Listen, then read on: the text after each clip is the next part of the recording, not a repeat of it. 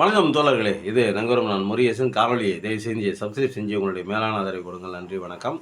பிணநாயகன் படம் வெளிவருவதில் தாமதம். பகிரங்கமாக மன்னிப்பு கேட்டிருக்காங்க சன் நியூஸில். இது சத்தியம் நியூஸில் அது செய்தியை கேட்டேன். அதுக்கு முன்னாடியே போடலாம் அப்படிங்கிற மாதிரி தான், வீடியோ போடலாம் அப்படிங்கிற மாதிரி தான் தோணுச்சு. இந்த பேச்சுவார்த்தை நடந்துகிட்டு இருக்கும்போதே அதிகாரப்பூர்வம் நமக்கு தெரியணும்ல. அது ஏன் அதை சென்சாரில் தடை பண்ணி வச்சுருக்காங்க அப்படிங்கிறது நமக்கு தெரியணும்ல. எதுக்காக பண்ணி வச்சிருக்க மாட்டாங்க. ஒன்றும் பிரச்சனையெல்லாம் இருக்காது. அந்த படத்தில் படம் எடுத்தவங்களுக்கு தெரியும், இதெல்லாம் ஒரு லெவலுக்கு மேலே போனாக்கா சென்சாரில் கட் பண்ணிடுவாங்க அப்படின்னு அவங்களுக்கு தெரியும். ஆனாலும் ஏன் அது வந்து தரமாட்டேன்றாங்க அப்படின்னா, நீ வந்து பெரியாரை வந்து கொள்கை தலைவர் வச்சுருக்கல, அதுதாங்க பிரச்சனையே. நீ வேறு யார் வேணால் வச்சுக்கலாம், அந்த உலகத்தில் யாரை வேணாலும் வச்சுக்கலாம். நீ கோல்வார்கரை கூட வச்சுக்கலாம், நீ வந்து ஒரு கோட்சேவை கூட வச்சுக்கலாம், நீ வந்து வேறு யார் பாலகங்காதர திலகர் கூட வச்சுக்கலாம், அன்னி பெசன்ட் அம்மையார் கூட வச்சுக்கலாம், யாரை வேணால் வச்சுக்கலாம். மோகன் பகவத்தை கூட உன்னுடைய கொள்கை தலைவரை வச்சுக்கலாம். இந்நேரம் சர்டிஃபிகேட் வந்திருக்கும். ஆனால் நீ பெரியாரை கொண்டு போய் வச்சுக்கிட்டா எப்படி தருவாங்க? பெரியாருக்கு உனக்கு என்ன சம்மந்தம்? பெரியார் கொண்டு நீ எதுக்கு வச்சுருக்கிற? அவர் நேர்மையான தலைவர், நீ எது கூட்டி வச்சுருக்கிற? நேர்மையான தலைவன் எப்படி தெரியுமா? ஆமாம், நான் பேசுகிறது தப்புன்னு தானே சொல்கிறீங்க நீங்கள். எனக்கு தெரிஞ்சு நான் மன்னிப்பு கேட்டால் விட்டுறேன் அப்படின்னாங்க அது பெரியாரை. அதுக்கு பெரியார் இருந்துக்கிட்டு மன்னிப்பு கேட்க முடியாது, நான் பேசுகிறது கரெக்டாக பேசியிருக்கிறேன், நான் செஞ்ச தப்புன்னு நீங்கள் நினைக்கிறீங்களா? எனக்கு தண்டனை கொடுங்க, நான் தண்டனை அனுபவிக்க ரெடியாக இருக்கிறேன். செய்யாத தப்புக்கு நான் தண்டனை அனுபவிக்க ரெடியாக இருக்கேன், ஆனால் தப்புன்னு ஒத்துக்க மாட்டேன் அப்படின்னு சொன்னேன். அவ்வளோ நேர்மையான மனுஷன் பெரியார். சுண்ணாம்பு சிலையெல்லாம் கொண்டு போய் போட்டாங்களாம் அவரை. அதெல்லாம் தெரியுமா உனக்கு? அவரை கொள்கை தலைவர் வச்சுருக்கிற. ஏன்டா 41 பேர்த்த கொண்டது இல்லாமல் கொஞ்சம் கூட பொறுப்பு இல்லாமல் கொண்டு போய் மலேசியாவில் போய் படத்தோட ட்ரெய்லரை கொண்டு ரிலீஸ் பண்ணுற நீ. உன் குடும்பத்தில் இப்படி யாராவது திறந்தோன்னா நீ கொண்டு போய் இந்த மாதிரி 2 மாதம் 2 மாதம் முடியறதுக்குள்ளார கொண்டு போய் படத்தை கொண்டு போய் மலேசியாவில் கொண்டு போய் ரிலீஸ் பண்ணுவியா? அப்போ எவன் ஓட்டு குடும்பமோ, எவன் செத்தா எவன் நமக்கு என்ன, எவன் தாலியாக இருந்தால் நமக்கு என்ன அப்படிங்கிற மாதிரி தானே வேணா கணக்கு. அப்புறம் என்ன கணக்கில் கொண்டு போய் அங்கே போய் படத்தை ரிலீஸ் ட்ரெயிலர் ரிலீஸ் பண்ணி இப்போ என்ன அவசரம்? ட்ரெயிலர் ரிலீஸ் பண்ணுறதுக்கு இப்போ என்ன அவசரம்? ட்ரெயிலர் ரிலீஸ் பண்ணுறதுக்கு என்ன அவசரம்? இப்போ 3 மாதம் ஆயிடுச்சா, 6 மாதம் ஆயிடுச்சா, 1 வருஷம் ஆயிடுச்சா? நீ எப்படியாவது இந்த எலெக்ஷனில் நிற்கணும், அதுக்காக கொண்டு போய் ட்ரெயிலர் ரிலீஸ் பண்ணுறேன். ட்ரெயிலர் ரிலீஸ் பண்ணி அந்த படத்தில் வச்சு விட்டா உன்னை அவங்க எதுக்கு திரும்ப வச்சுருக்காங்க? உன் படத்தில் எதையுமே கட் பண்ண மாட்டாங்க, எந்த ஒரு சீனை கூட கட் பண்ண மாட்டாங்க. நீ சொல்ல எழுதி வச்சுக்க, நீங்கள் ஒரு சீன் கூட கட் பண்ண மாட்டாங்க உன் படத்தில். ஆனால் அவங்க சொல்கிறதெல்லாம் நீ கேட்கணும். நீ என்ன வேணாலும் பண்ணு, எது வேணாலும் பேசு, எங்களை திட்டு, மோடியை திட்டு, யாரை வேணால் திட்டு, பிஜேபியை திட்டு, ஆர்எஸ்எஸை திட்டு, யாரை வேணால் திட்டிக்க. ஆனால் தேர்தல் நேரத்தில் நாங்கள் சொல்கிறது செய்யணும், எங்களோட கூட்டணிக்கு வரணும். இதுக்கு தலையாட்டினா உனக்கு நாளை கால சர்டிஃபிகேட்டு. இதுக்கு தலையாட்டினா உனக்கு நாளை கால சர்டிஃபிகேட் தந்துடுவாங்க. அது ஏன் தலையாட மாட்டாங்கிற நீ? நீ போனது தெரிஞ்சு போச்சு. நீ பிஜேபியோட அவன் சீமான் வந்து ஏ டீமு, நீ பி டீமுங்கிறது தெரிஞ்சு போச்சு. அவன் பி டீமு, நீ சி டீமு, அப்படி வச்சுக்கலாம்.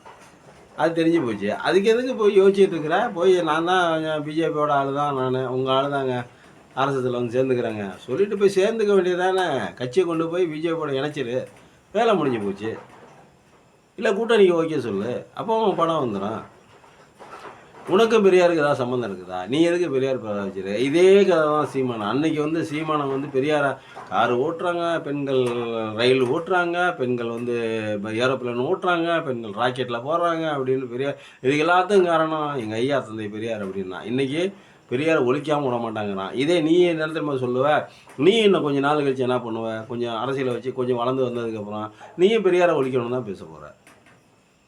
நீ வந்து சீமானுடைய 2.0 அப்படிங்கிறது தான் கணக்கு. அதுதான், வேறு ஒன்றும் இல்லை. நீ எதுக்கு பெரியார் வச்சுருக்க? அவர் ரொம்ப எவ்வளோ நேர்மையான தலைவர். அவர் படிச்சிருக்கியா? அவர் சுயசரிதையெல்லாம் படிச்சிருக்கியா? அவரோட வாழ்க்கை வரலாறுலாம் படிச்சிருக்கியா? அவ்வளோ நேர்மையான ஆள். அதனால் பெரியார் இதெல்லாம் ஒன்றும் வச்சுக்காத. உனக்கு வந்து இப்போ நீ சொன்னதை இப்போ நீ ஓகே சொன்னீங்கன்னா உனக்கு கொடுத்துருவாங்க. உனக்கு ஓகே சொன்னீங்கன்னாக்க நீ நான் வந்து பெரியார் படத்தை வைக்க மாட்டேன், பாக்கி எல்லார் படத்தையும் வச்சுக்கிறேன். அம்பேத்கர் படத்தை வச்சா கூட எனக்கு கண்டுக்க மாட்டாங்க. ஏன்னா அம்பேத்கரே அவங்க ஆளுன்னு சொல்லிடுவாங்க. இன்னும் கொஞ்சம் நாளாச்சுன்னு வச்சு அம்பேத்கர் ஐயர் அப்படின்றாங்க. அவர் தான் இந்த சமூகத்துக்காக போராடணும் அப்படின்னு. எது இதெல்லாம் தமிழுக்கு தமிழினத்துக்கு எந்த இதெல்லாம் அடையாளமாக இருக்கோ எல்லாத்தையும் அவங்களும் தான் மாற்றுறாங்கல்ல. இப்போ உதாரணத்துக்கு முருகனை வந்து சுப்பிரமணியன் சொல்லிட்டு கூப்பிட்றாங்கல்ல, அந்த மாதிரி தான் எல்லாத்தையும். முருகனுக்கு அவங்களுக்கு என்ன சம்மந்தம்? எந்த சம்மந்தமும் இல்லை. அம்பேத்கர் அவங்களுக்கு என்ன சம்மந்தம்? எந்த சம்மந்தமும் இல்லை. ஆனால் அம்பேத்கர் வந்து சனாதனத்தை போற்றினார், சனாதனத்தை வாழ வச்சார், சனாதனம் இருக்கணும்னு நம்பினார், நினச்சாரு, அப்படி சொன்னார் அப்படின்னு சொல்லுவாங்க. நாளைக்கு இதே எல்லாமே சொல்லுவாங்க, எது வேணாலும் சொல்லுவாங்க. அதே மாதிரி நீ வந்து என்ன பண்ணுற அப்படின்னா, எதுக்கு நீ இப்போ வேஷம் போட்டுக்கிட்டு தெரியுற? நீ வந்து எதுக்காக வேஷம் போடுற? நீ போய் சேர்ந்துட வேண்டியது தானே. 41 பேரை பற்றி உனக்கு கவலை இல்லை. உனக்கு நீ வந்து இப்போ எலெக்ஷனில் நின்று எப்படியாவது சிஎம் ஆயிடணும் அப்படின்னு பார்க்குற. அதுக்கு இவங்க பிஜேபியோட வேறு வழி இல்லை. நீ போய் நீயா போய் மாட்டிக்கிட்ட. அன்றைக்கே சொன்னோம், 41 பேர் இறந்த அன்றைக்கே சொன்னோம். மறுநாளே நீ போய் ஸ்டாலின் ஐயாவுக்கு போன போட்டு, ஐயா ஸ்டாலின் ஐயா இந்த மாதிரி நடந்து போச்சு, பார்த்து சரி பண்ணி விடுங்க ஐயா, பார்த்து போய் கரெக்ட் பண்ணுங்க ஐயா அப்படின்னு சொல்லியிருந்தா அவர் ஏதாவது சரி போய் தொலைண்டா போடா நம்ம பையன் நம்ம ஊர் பையன் அப்படின்னு சொல்லிட்டு ஏதாவது ஒன்று பண்ணியிருப்பார். நீ நேராக கொண்டு போய் ஸ்டாலினை மதிக்காமல் நீ பாட்டு செய்ய மாட்டேன், நேராக அங்கே போய் இதில் போய் செல்லுக்குள்ளே போய் மாட்டின மாதிரி, சிங்கத்தோட குகை மாதிரி போய் மாட்டின, சிங்கத்தினோட குகையில் மாட்டின மாதிரி நேராக அமித்ஷாவையில் போய் விழுந்துட்டேன். எல்லாம் பண்ண முடியும். சிபிஐ வேணும். எந்த முட்டாள் சொல்லி கொடுத்தான்னு தெரில. சிபிஐ விசாரித்து எந்த வழக்குலையாவது தீர்ப்பு வந்திருக்குதா? குற்றவாளி தண்டனை வச்சுருக்காங்களா? எத்தனை விசாரிச்சிருக்காங்க அமலாக்கத்துறை, சிபிஐ, என்ஐஏ இவங்கெல்லாம் எத்தனை வழக்குகள் விசாரிச்சிருக்காங்க? எத்தனை வழக்குகளில் குற்றப்பத்திரிகை தாக்கல் பண்ணியிருக்காங்க? எத்தனை வழக்கில் விசாரணை முடிஞ்சு தண்டனை பெற்றிருக்காங்க? தண்டனை அனுபவிச்சவங்க எத்தனை பேர்? அதெல்லாம் ஒன்றும் இல்லை. கேஸ் அப்படியே இருக்கும். குற்றவாளியாகவே இருப்பான். அவன் பாட்டு அவன் வேலையை பார்த்துட்டே இருப்பான். கோர்ட்டு ஜட்ஜி அவர் வேலையை பார்த்துக்கிட்டே இருப்பார். சிபிஐ தன்னுடைய வேலையை பார்த்துக்கிட்டே இருக்கும். இந்த மாதிரி தான் கேஸ் எல்லாம் பெண்டிங்லேயே இருந்துக்கிட்டே இருக்கும்.